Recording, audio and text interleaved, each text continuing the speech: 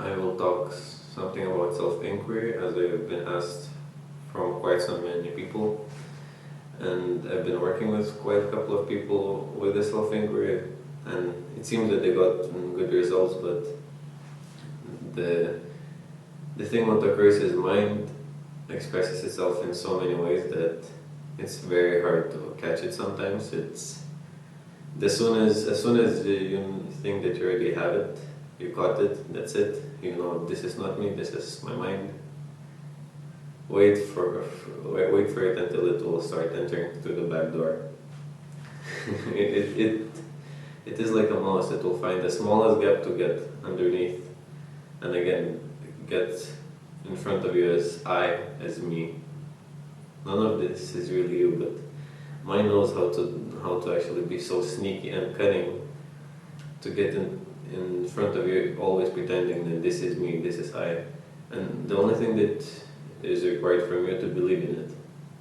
If you believe in it, you will immediately start identifying yourself with this I, with this me, with this mind. So for a really successful self-inquiry, you have to, of course, immediately differentiate that who I am not. And it is very easy to do that. Everything what you call mine, my body, my mind, my emotions, my feelings, all these things immediately can be rejected as not me, because it's mine. I own them, I have them.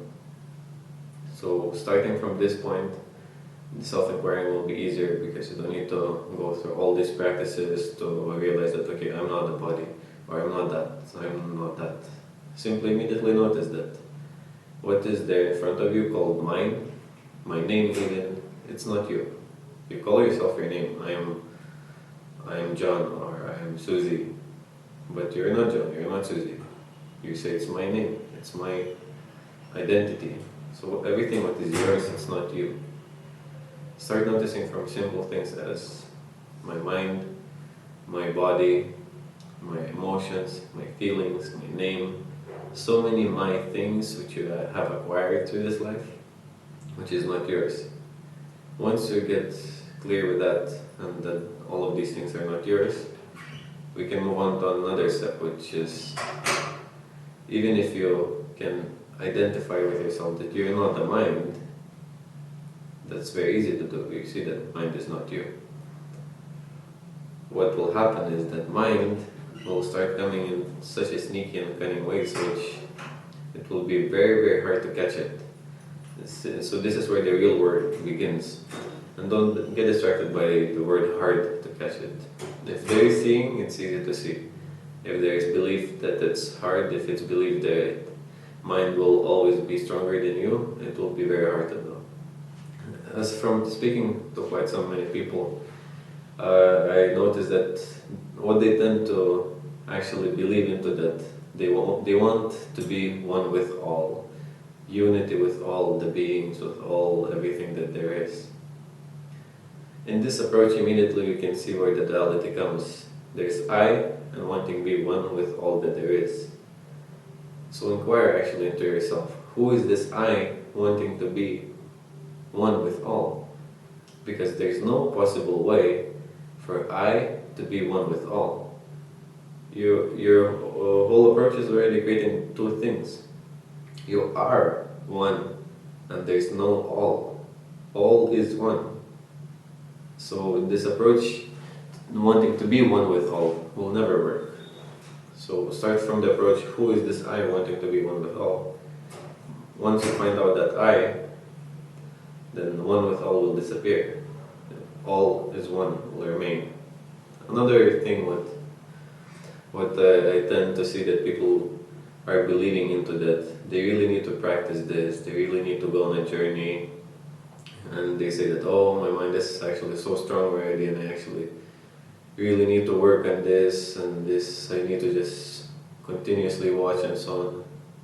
Yes, in a way you can say that, but then again, you're putting yourself into another trap.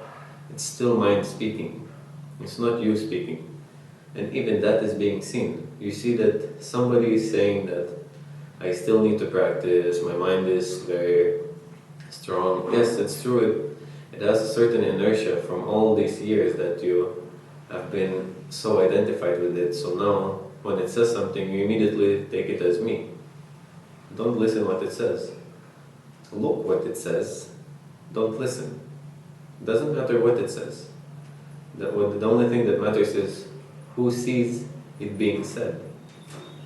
Your mind will come in so many ways to deceive you that you have to be very, very alert, very aware whenever something is being said. And if you see the tendency to grasp it as a belief, as your own knowingness, as your own knowledge, be aware of the tendency. Who is going to say that, yes, this is true, I have to actually practice for so long, my mind is so strong already, and so on.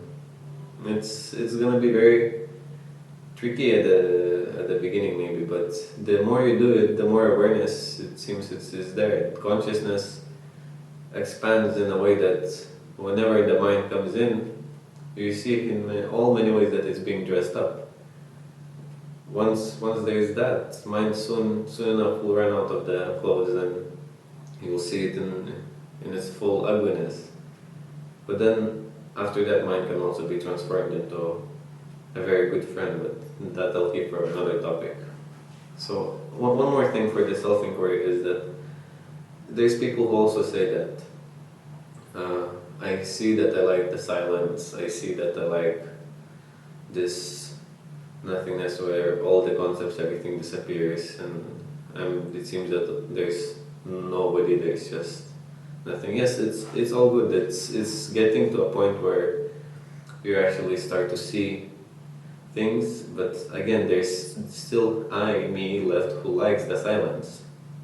So mind now pretends this meditator, as mind being a meditator, of course it will like the silence, it will like that, but for that you will still have to sit, you will still have to do something to gain the silence, to actually keep it. None of that is needed as well. Silence is already there. Silence is you. Silence is your true nature. There's the only noise which comes out is only from your mind, nowhere else. And I also received a question, which was, how to say it? Is self-inquiry coming from the mind or not?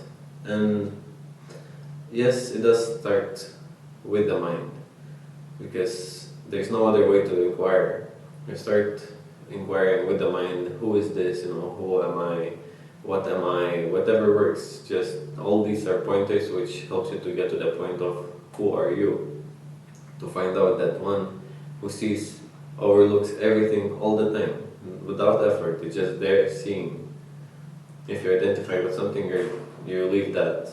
But in fact, you cannot even leave that. You're always that. You just believe into something. Don't believe into something and you will never be that. So when it starts with the mind, if self-inquiry properly carried out, it will always end out without the mind, because mind cannot be taken into the heights of self-inquiry. What happens in self-inquiry? Slowly you identify the mind coming in all different ways, and once you see how many ways, how much of different clothing mind can dress up, you become more and more aware, alert, that if mind comes again, I know now that it's still not me. In any clothing that it will come now, I see that I am the one to see it. And none of the impressions and expressions of mind, you will accept it anymore. You will simply see that I still see that. And this is the very, very, very main important thing, is that everything that is being seen, any thought, any feeling, any emotion, any idea, any belief, anything is still being seen. Without seeing, you could not determine that this is so. So first of all, there must be seeing. Second, there is a belief. Third, there is identification, and then you're again in all this illusion that you're that, and you need such a big journey to get to what you are. No, you already are that, you see already. So always put your attention 180 degrees back into yourself. Who sees? Who sees? Who sees? Find out the one who sees all the time. There's no way that you cannot see. You're already seeing. You believe that you don't. Forget the belief. Belief that you cannot see is still a belief. If you still have any questions or ideas or comments about this, if you want any more help with self-inquiry, please let me know and I will be more than happy to share with you.